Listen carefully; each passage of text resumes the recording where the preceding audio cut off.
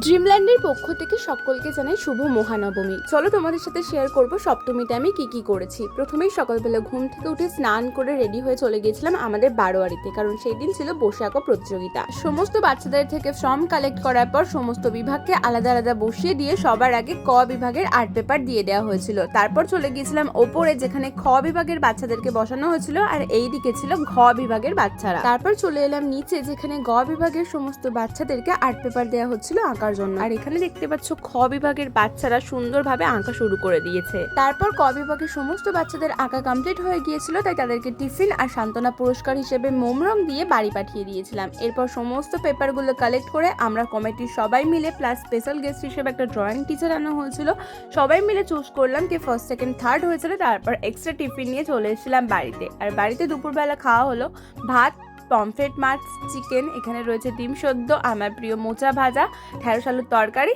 তারপর খেয়ে দিয়ে সন্ধ্যেবেলা একটু বেরিয়েছিলাম ঠাকুর দেখতে। আর আমি বাইরে বেরাবো, সেখানে তো ফুচকা খাবো না, এটা হতেই পারে না। তারপর ফুচকা আর বিরিয়ানি খেয়ে আবারও চলে এসেছিলাম পাড়াতে, যেখানে সন্ধ্যাবেলা হচ্ছিল সাংস্কৃতিক অনুষ্ঠান। তো তোমরা এই গানগুলো এনজয় করো।